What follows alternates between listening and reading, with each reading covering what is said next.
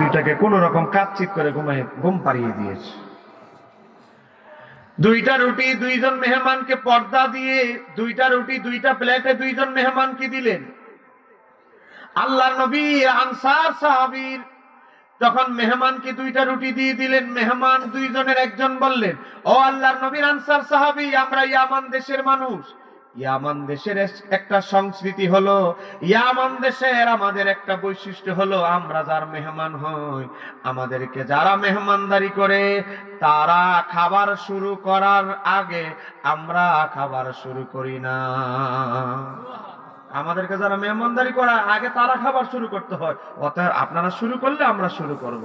এখন আপনারা বলেন, ওই আমার নবীর আনসার সাহাবী আর তার বিবির কাছে কি কোনো খাবার আছে? আরে কাছতে কর, খাবার আছে? কোনো তো খাবার নাই। এখন আনসার সাহাবীর বিবি স্বামীর কানে ফিসফিস করে বলতে লাগলো, স্বামী, বাচ্চাদেরকে তো কৌশল করে ঘুম পাড়া দিলাম, কিন্তু ইয়ামান দেশের দুই মেহমানকে কিভাবে বুঝ দিব?